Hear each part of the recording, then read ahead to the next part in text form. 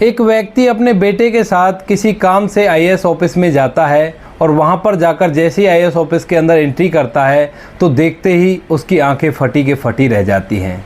वहां पर जो आईएएस की कुर्सी पर बैठी हुई थी दोस्तों, वह और कोई नहीं उसके मरे हुए बेटे की विधवा पत्नी थी, जो आज आईएएस बनकर उनके सामने खड़ी हुई थी। कभी उन्होंने उसे धक्के मारकर घर से बाहर निकाल दिया था। अब आगे क्या होता है इस कहानी में और किस वजह से उन्होंने उसे घर से बाहर निकाला था, पूरी कहानी जानने के लिए वीडियो को अंत तक जरूर देखें। नमस्कार दोस्तों, मेरा नाम है जीतू सोरौत और आप लोग देख रहे हो ब्रेन डिमांड चैनल। वीडियो को ज़्यादा से ज़्यादा शेयर करें और पेज को फॉलो करना ना भूलें। आज की एक कहानी झारखंड की है। झारखंड के अंदर एक मानसी नाम की लड़की रहा करती है, जो पढ़ने लिखने में काफ़ी ज़्यादा होशियार है, ग्रेजुएशन कर चुकी है। वो शादी के योग्य हो गई है तो उसके पिता उसके लिए एक लड़का ढूंढते हैं। लड़का मिल जाता है। पास ही के गांव में एक रवि नाम का लड़का होता है, जो कि एक कंपनी में काम किया करता है, अच्छा खासा कमाता है, देखने में काफ़ी ज़्यादा खूबसूरत है और पढ़ा लिखा भी है। तो मानसी के जो पिता होते हैं वे रवि से मानसी की शादी तय कर देते हैं। कुछ दिनों बाद दोनों की शादी धूमधाम से हो जाती है। शादी होने के बाद रवि के साथ मानसी बहुत ही ज़्यादा खुश है। रवि उसकी हर ज़रूरत का ख्याल रखता और दोनों एक दूसरे को बहुत ही ज़्यादा प्यार किया करते हैं। धीरे धीरे उनका समय कटता है। समय बीतते हुए शादी को 3-4 महीने हो जाते हैं। तभी एक शाम दोनों पति पत्नी बैठकर बतिया रहे थे। रवि मानसी से कहता है कि मानसी, मेरी एक इच्छा है, अगर तुम पूरी कर सको तो। उसके बाद मानसी कहती है कि बताइए आपकी क्या इच्छा है, अगर मेरे लायक हुई तो मैं उसे ज़रूर पूरा करूंगी। तो उसके बाद जो रवि है वो मानसी से कहता है कि मैं चाहता हूं कि तुम एक आईएएस अधिकारी बन जाओ। उसके बाद मानसी रवि से एकदम से गले लग जाती है और कहती है कि आपने तो मेरे मुंह की बात छीन ली। मैं भी यही चाहती थी कि मैं अच्छी तरह से तैयारी करूं, पढ़ाई लिखाई मैंने कर ली है और मैं किसी गवर्नमेंट जॉब को प्राप्त करूं। उसके बाद रवि तय करता है कि वह अपनी पत्नी को आईएएस अधिकारी बनाएगा। इसके बाद वो कंपनियों में और भी ज़्यादा काम किया करता, कुछ पैसे जमा किया करता और अपनी पत्नी को कोचिंग लेने के लिए भेज देता है। आईएएस की तैयारी वो कर रही थी, अच्छी तरह से कोचिंग ले रही थी। धीरे धीरे समय बीतता है। तभी एक शाम को मानसी के पास फ़ोन आता है और उसे बताया जाता है कि उसके पति का कंपनी से जाते हुए एक्सीडेंट हो गया है। इस बात को जैसी मानसी सुनती है तो उसके पैरों तले से ज़मीन खिसक जाती है, सर पर आसमान गिर पड़ता है। तो वह एकदम से वहाँ से कोचिंग जहाँ पर ले रही थी वहाँ से भागकर अपने घर आ जाती है।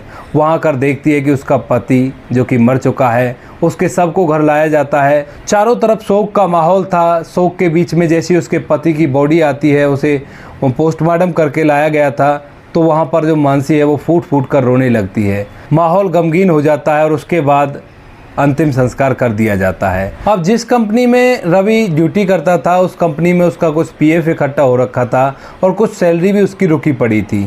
लगभग 1.5 लाख रुपए मानसी को मिलता है। मानसी अपनी ससुराल में अपने सास ससुर और अपने देवर के पास रहने लगती है। तभी उसे पता चलता है कि वह 3 महीने की गर्भवती है। जैसे ये बात उसे पता चलती है तो वो सोचती है कि चलो ठीक है, इस होने वाले बच्चे के ऊपर ही ज़िंदगी को काट लिया जाएगा। ऐसा सोचकर वो उस घर में रहने लगती है। धीरे धीरे समय बीतता है। अब जैसे ही रवि की मौत को 3 महीने होते हैं तो उसके बाद उसके सास ससुर उसे धक्के मारकर घर से बाहर निकाल देते हैं। मानसी उनसे रो रो कर कहती है कि क्या हुआ, ऐसी क्या बात हो गई जो आप लोग मुझे घर से निकाल रहे हो। लेकिन वो उसकी एक नहीं सुनते हैं, क्योंकि जो पैसा पीएफ का और उसकी रुकी हुई सैलरी का आया था वो सारा पैसा ख़त्म हो चुका था। अब उसके बाद मानसी अपने पिता के पास अपने मायके फ़ोन करती है और उन्हें पूरा वाक्यांश बताती है। कहती है कि पिताजी, मेरे साथ तो ऐसे ऐसे हो गया, उनकी तो मौत हो गई और इन्होंने मुझे घर से बाहर निकाल दिया। इसके बाद पिता उसे समझाते हैं, कहते हैं कि बेटी ऐसा ही होता है, ये दुनिया है, दुनिया में तरह तरह के लोग हैं।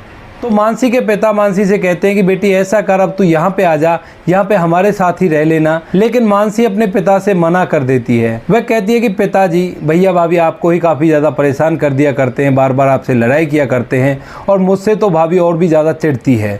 अगर मैं वहाँ पे आ गई तो रोज़ की रोज़ लड़ाई होगी और मैं नहीं चाहती कि मेरी वजह से मेरे भाई का घर ख़राब हो। क्योंकि जो मानसी की भाभी थी वो थोड़ी ऐसी ही थी, बार बार पर चिढ़ा करती और मानसी को अच्छा नहीं समझती थी।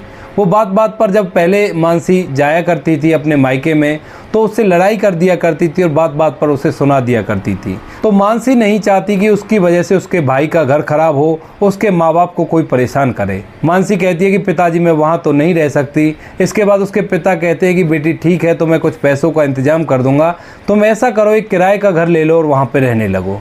उसके बाद उसका पिता कुछ पैसे अपने साथ लेकर आता है और एक किराए के घर में मानसी को सेटल करवा देता है। और जो मकान मालिक था जिसके घर में मानसी किराए पर रहा करती थी, वो बहुत ही ज़्यादा दयावान व्यक्ति था। वो मानसी की कहानी को जब सुनता है तो बहुत ही ज़्यादा तरस करता है और कहता है कि मानसी, तुम मेरी बेटी के समान हो, अगर तुम्हें किसी भी चीज़ की ज़रूरत हो तो तुम आधी रात मुझे बता सकती हो।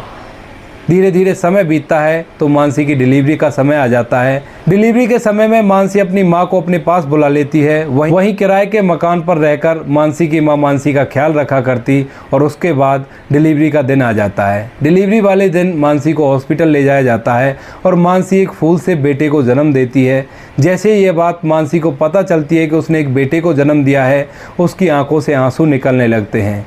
कुछ तो खुशी के आंसू थे और कुछ अपने पति के गम के आंसू थे, जिसे वो अब तक भुला नहीं पाई थी। इसके बाद वो अपने घर आ जाती है और 1 साल तक अपने बच्चे का लालन पालन अच्छी तरह से करती है। इसी बीच उसने कभी भी पढ़ाई को नहीं छोड़ा था, पढ़ाई वो कंटिन्यू कर रही थी और 1 साल बाद वो फिर से टेस्ट देती है आईएएस का और इस बार उसका आईएएस का टेस्ट क्लियर हो जाता है। टेस्ट के बाद इंटरव्यू होता है और इंटरव्यू लेने वाले जो व्यक्ति थे वह जैसे ही मानसी की कहानी सुनते हैं तो उन्हें बड़ा ही तरस आता है।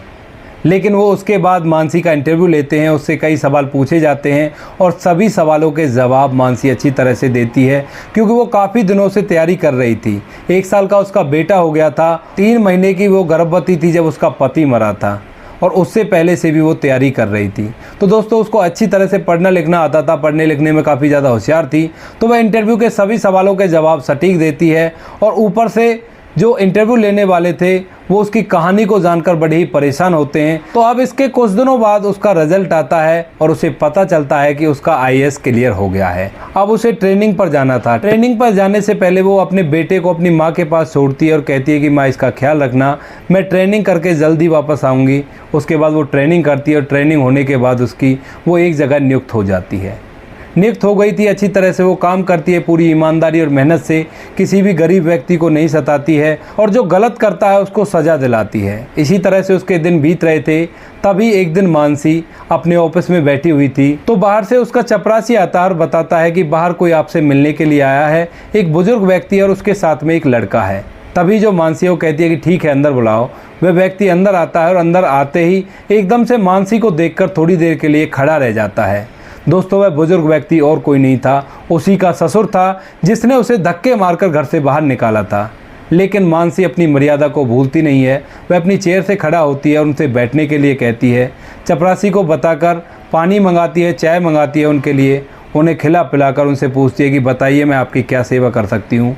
उसके बाद जो उसका देवर था वो उसे कागज़ देता है, उस कागज़ में वो केस को पढ़ती है। पढ़ने के बाद उन डॉक्यूमेंट्स को अपने पास रख लेती है और कहती है कि जो जायज़ होगा इस केस में वो मैं कर दूँगा। इसके बाद उसका ससुर और उसका देवर वहाँ से उठकर जाने लगते हैं। लेकिन तभी उसका ससुर एकदम पीछे मुड़कर कहता है कि बहू, अगर हमारे लायक कोई काम हो तो हमें ज़रूर बताना। तभी मानसी एकदम से अपनी चेयर से खड़ी होती है और तेज़ आवाज़ में अपने ससुर से कहती है कि क्या लगा रखा है आपने, आपको बोलने की तमीज़ नहीं है?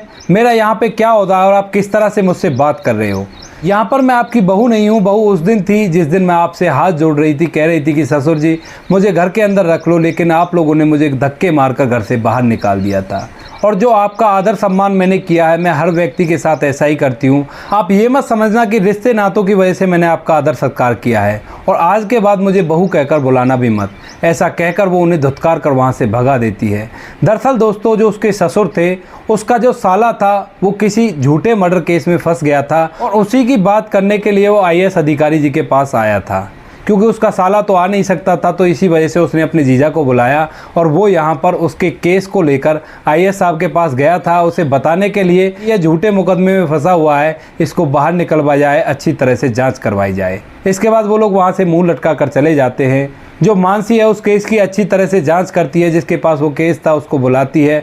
बुलाने के बाद उससे कहती है कि इसको अच्छी तरह से जांच करो और जो जायज़ है वो होना चाहिए, नाजायज़ व्यक्ति को इस केस में फंसना नहीं चाहिए। मुझे पता है कौन जायज़ है और कौन नाजायज़ है। इसके बाद वह अधिकारी अच्छी तरह से इस केस की जांच करता है और उस व्यक्ति को, जो उसके ससुर का साला था, उसको उस केस से निकाल दिया जाता है। अब वो उस केस से निकल चुका था। इधर जो मानसी है वो भी अपने काम को बड़ी ही निष्ठा और ईमानदारी के साथ किया करती है, गरीबों की मदद किया करती है और जो अत्याचार किया करते हैं उन पर सख्त एक्शन लेती है। इसी तरह से उसके दिन बीतते हैं। वह अपने पति की फ़ोटो को रोज़ देखा करती। धीरे धीरे उसका बेटा बड़ा होता है और बड़ा होकर वो स्कूल जाने लगता है। तो दोस्तों, ये थी कहानी मानसी की, जिसने अपनी ज़िंदगी में कितने कष्ट सहे और कष्ट सहने के बाद भी उसने इतने बड़े मुकाम को हासिल किया। वह हार नहीं मानी, न थकी न रुकी। आपको कहानी जैसी भी लगी हो कमेंट सेक्शन में बता देना। बाकी इन कहानियों को सुनाने का उद्देश्य आपको परेशान करना बिल्कुल भी नहीं है। यह कहानी आपको इसलिए सुनाई जाती है ताकि आप लोग इन कहानियों में से कुछ ना कुछ सीख कर अपने जीवन को और बेहतर बना सकें। मिलते हैं किसी नेक्स्ट वीडियो में नए टॉपिक के साथ। तब तक के लिए जय हिंद, जय भारत, जय हिंदुस्तान।